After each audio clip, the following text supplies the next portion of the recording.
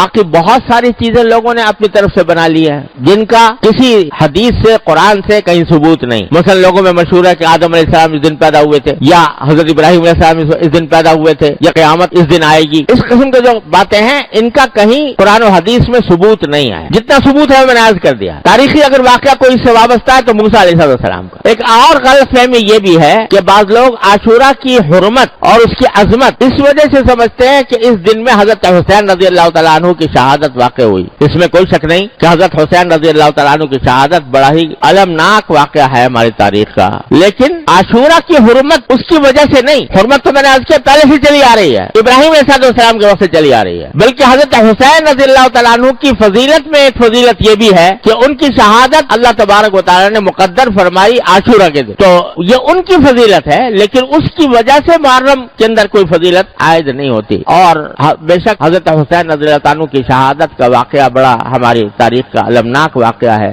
نبی کریم صلی اللہ علیہ وسلم کے نواسے, آپ کے جگر گوشہ, وہ اس طرح شہید ہوئے مظلومانہ انداز میں. تو یہ ایک بہت ہی بڑا کربناک اور المناک واقعہ ہے. لیکن اللہ تبارک و تعالیٰ نے ہمیں یہ تلقین فرمائی ہے, نبی کریم صلی اللہ علیہ وسلم کی تلقین یہ ہے, کسی کی بھی وفات ہو, کسی کی بھی شہادت ہو, تو نبی کریم صلی اللہ علیہ وسلم نے یہ فرمایا کہ اس موقع پر ماتم کرنا, گریبان چاک کرنا, اپنے گالوں کی پٹائی کرنا, اس کو سرکار دو عالم صلی اللہ علیہ وسلم نے ارشاد فرمایا کہ جو ایسا کرے وہ ہم میں سے نہیں ہے. اور خود حضرت حسین رضی اللہ تعالیٰ عنہ, کامل ابن اسیر جو تاریخ کی مشہور کتاب ہے, اس کے اندر لکھا ہے کہ حضرت حسین رضی اللہ تعالیٰ عنہ نے اپنی وفات سے اپنی شہادت سے 2 روز پہلے یا 3 روز پہلے اپنی بہن حضرت زینب رضی اللہ تعالیٰ عنہ ان کو وصیت کی کہ بہن, یہ الفاظ میری پیاری بہن, یہ الفاظ ہے میری پیاری بہن, اگر میں شہید ہو گیا تو میرے اوپر نہ گریبان چاک کرنا, نہ اپنے گالوں کو مارنا, اور نہ اپنے کپڑے پھاڑنا. یہ وصیت فرمائی حضرت حسین رضی اللہ تعالیٰ عنہ. لہذا اس قسم کی جو کارروائیاں کی جاتی ہیں وہ نبی کریم صلی اللہ علیہ وسلم کے احکام کی بھی خلاف ورزی ہے, اور خود حضرت حسین رضی اللہ تعالیٰ عنہ کے احکام کی بھی خلاف ورزی ہے. یہ بات مناسب اور نصیحت کے انداز میں ان لوگوں سے کہہ دینی چاہیے کہ جو یہ کام کرتے ہیں. لیکن یہ بھی ساتھ میں عرض کر دوں کہ بندے کا کام یہ ہے کہ وہ حق کی بات حق طریقے سے, حق نیت سے اور نصیحت کے انداز میں, شفقت اور محبت کے انداز میں پہنچا دے اس شخص کو جو غلط راستے پر ہے. لیکن پھر اس کی ذمہ داری ہے کہ وہ حق کو اختیار کرتا ہے یا باطل کو اختیار کرتا ہے.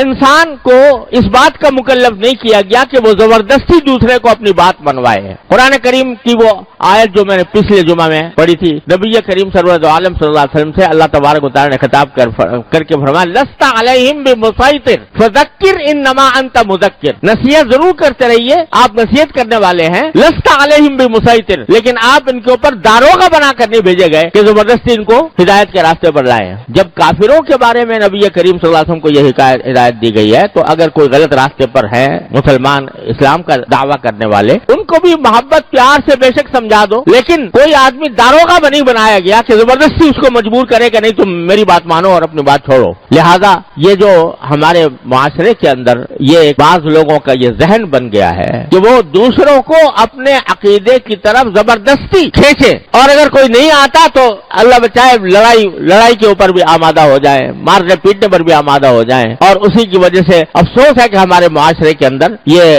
قتل و غارت گری کا بھی بازار, خاص طور سے محرم کا جب مہینہ آتا ہے تو اس کے اندر لوگ سہمے ہوئے ہوتے ہیں کہ پتہ نہیں کیا ہو جائے گا, اور ایک دوسرے کے اوپر لڑنے مرنے کے لیے تیار ہو جاتے ہیں اور دوسروں کے خون بہانے کے لیے تیار ہو جاتے ہیں.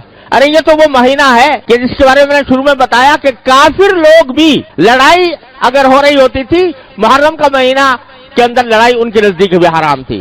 کافر لوگ وہ لڑائی کو اور کشت و خون کو, خون ریزی کو ناجائز سمجھتے تھے.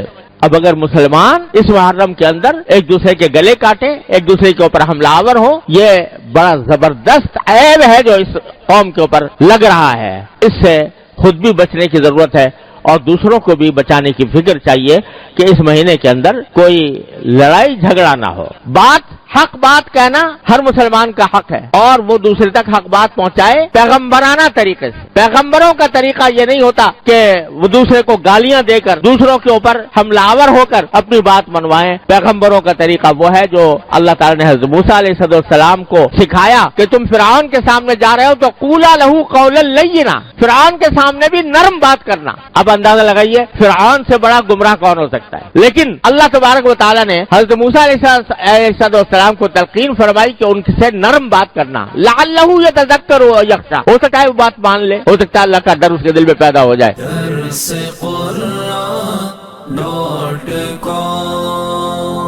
www.darsequran.com